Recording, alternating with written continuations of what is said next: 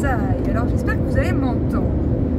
Je suis au volant de ma Batmobile et j'ai envie de témoigner de quelque chose qui est la magie du vivant et la magie du collectif. Voilà, vous savez, je suis sur la route et je réinforme. Cet après-midi, j'ai fait une conférence sur les traumas. C'était super chouette, super intéressant, c'était cool. Deux choses l'une. Alors, vous n'êtes non pas sans savoir que j'ai été victime d'une arnaque de carte bleue. Donc ce n'est pas grave puisqu'ils te mettent en place une espèce de carte virtuelle. Donc ce matin, je m'évertue à essayer de payer enfin mon assurance d'auto-entrepreneur avec une petite plus-value parce que je t'ai mise à demeure, parce que mon ancienne carte avait été annulée aussi pour cause d'arnaquage à Marrakech.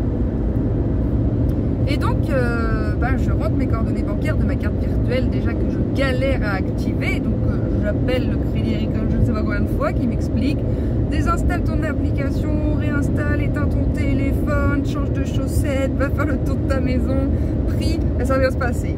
Ok, je fais ça, ça s'est bien passé, mais ça n'a pas fonctionné. Donc, il me dit ah ouais, quatrième fois que j'appelle. Du coup, oui, je pense qu'en fait, il va falloir que tu ailles l'activer au magasin. Bah, il m'a pas dit magasin, tu penses bien, mais c'est ce que j'ai entendu. Enfin, c'est ce que je te dis. Donc je vais au magasin pour activer ma carte bleue. Que nini, ça ne marche pas. Donc là, j'appelle, je sais pas quoi, plateforme multimédia, quoi qu'est-ce, qui me dit ouais, c'est normal, il faut que tu actives ta carte. Tu mets à jour ta carte. Je mets ma carte à jour en direct. Il me dit bon, bah vas-y, tu peux essayer de repayer. Alors il me dit non, vous pouvez essayer d'aller repayer, ça devrait marcher. Bah c'est super, sauf que j'arrive, ça marche pas. Ça c'est la 8e personne que j'avais ce matin au téléphone. Elle me dit bon bah ce qu'on va faire, c'est qu'on va pouvoir remplir une procédure de tort ou je sais pas quoi. Et je dis ok, concrètement ça consiste en quoi? Bah remplir un document qui atteste que ça ne marche pas. Je dis ok, super, mais concrètement je fais comment? Ah bah on peut rien faire pour vous, faudra patienter 1 mois le temps que ce protocole se fasse. Et là j'étais là, écoutez, je pense que je vais commencer incessamment sous peu à devenir désagréable, alors je vais raccrocher avant que ce soit le cas parce que vous n'y êtes pas pour grand chose. Voilà, il m'arrive encore de pester contre ce que la vie me propose parce que merde. Et au final je m'aperçois que c'est d'une magnificence magnifique. Donc je vais faire ma conférence à 1h à peu près, un peu moins de là où je suis. Donc j'observe que l'essence que j'ai est suffisante pour faire l'aller mais certainement pas pour faire le retour. Donc ce n'est pas grave puisque je retrouve une personne que je connais à la conférence. Je lui demande donc si elle va pouvoir me mettre de l'essence et moi je lui donne du cash. Et pendant la conférence, du coup après la conférence, on était dans un petit lieu, un écolieu trop sympa, un petit bar associatif, épicerie, bibliothèque.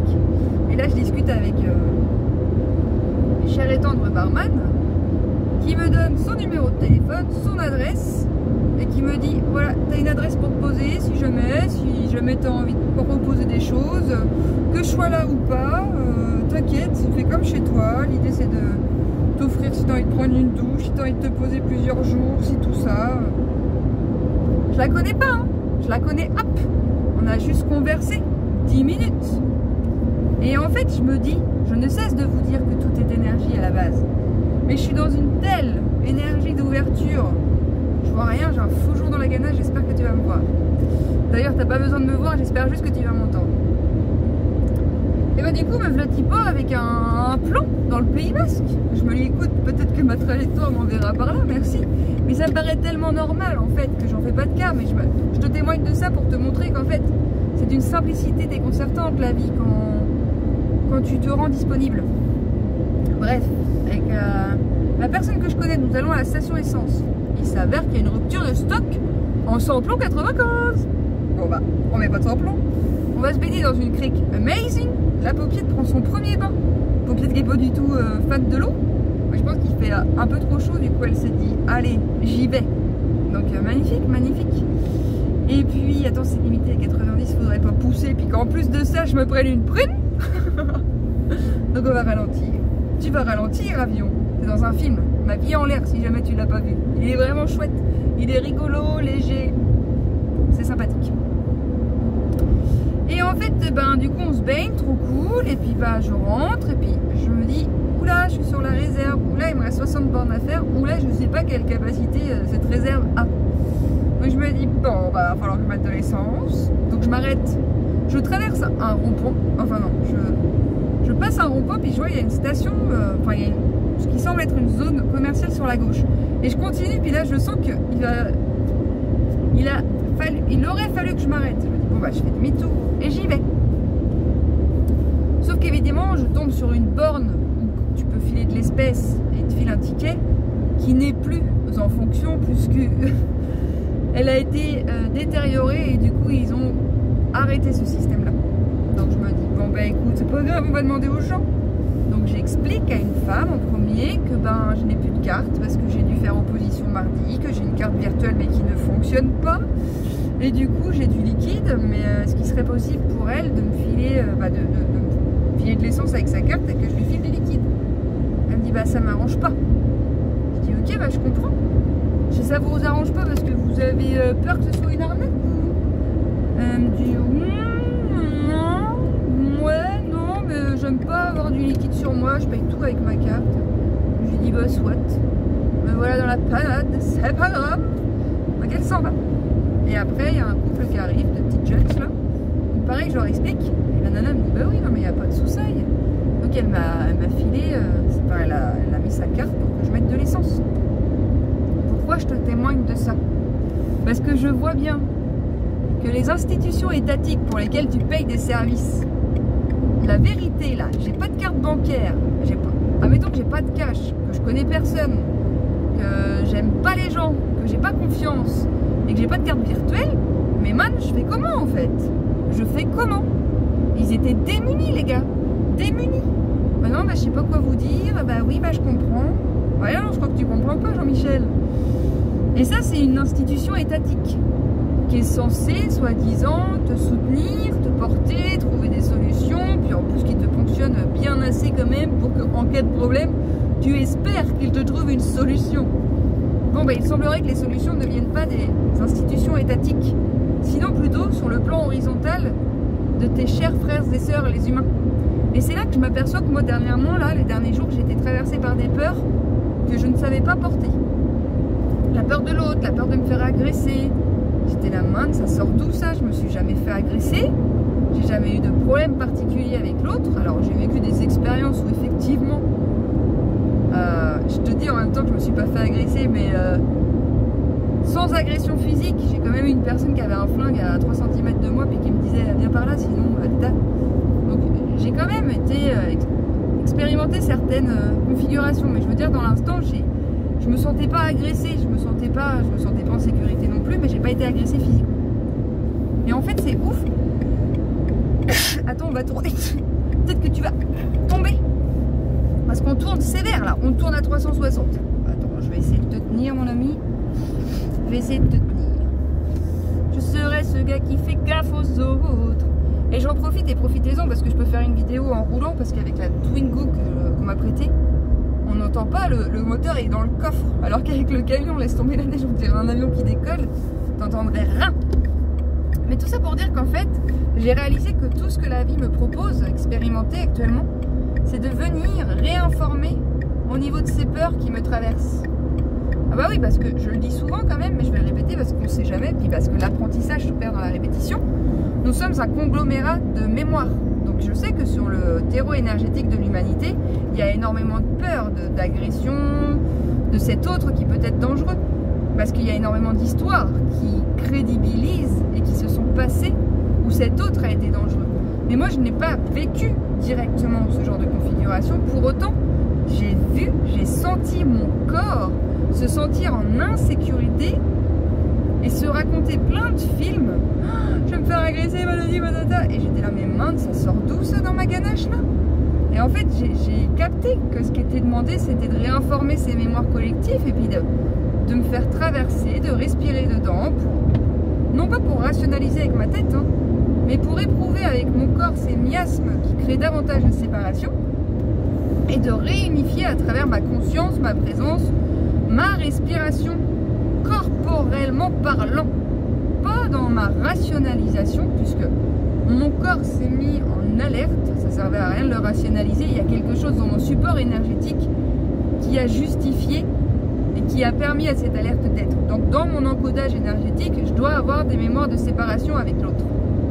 Et puis en fait, j'ai connecté avec des expériences que j'avais vécues, des films d'horreur que j'avais vus, toutes les informations auxquelles j'ai été, au contact desquelles j'ai été, qui te montrent que le champ terrestre et le monde est un espace immensément dangereux, alors que moi j'expérimente tout l'inverse depuis l'espace actuel, où de toute façon la vie m'emmène dans ce genre de terreau pour réinformer qu'en fait elle émane.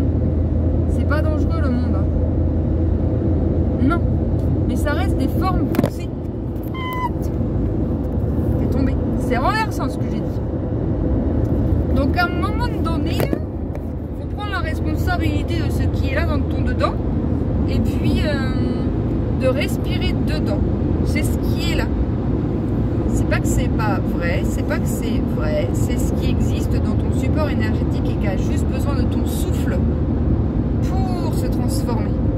Il faut transformer et alchimiser depuis ce processus, depuis ce centre qui est le nôtre, depuis cette présence qui est à l'intérieur de chacun d'entre nous et qui peut prendre en charge tout.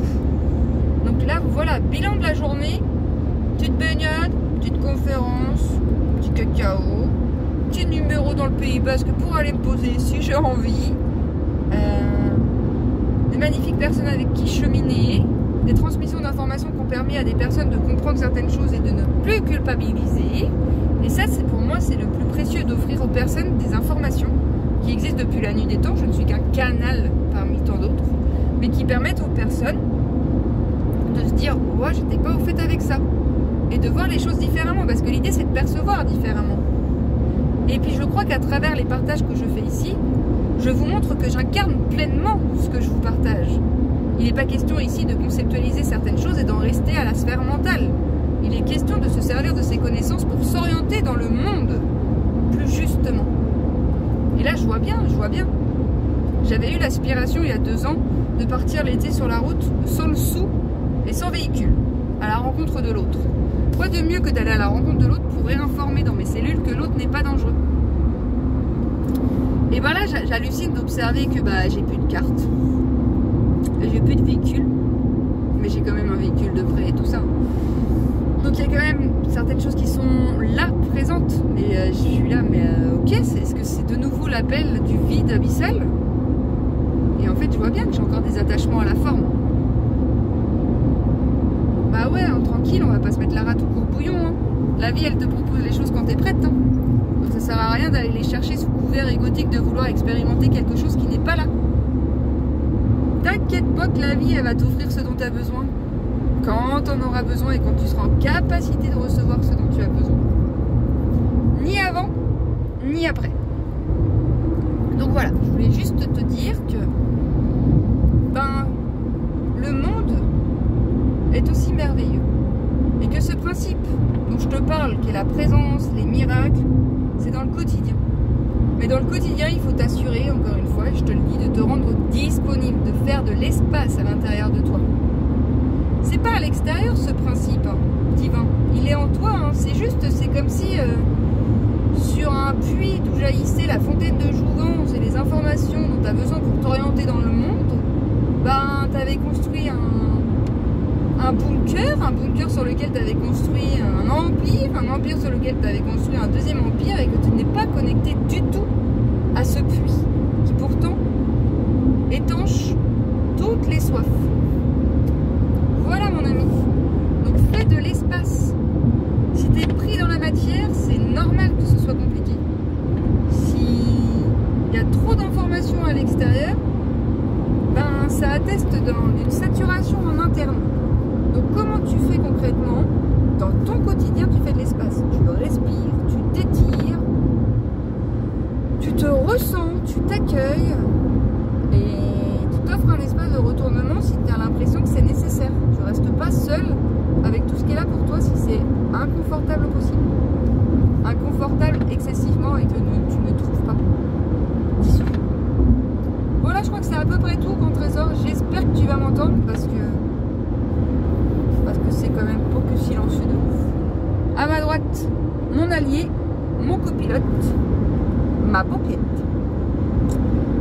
souhaite des belles choses. Prenez soin de vous, de votre corps, de votre être.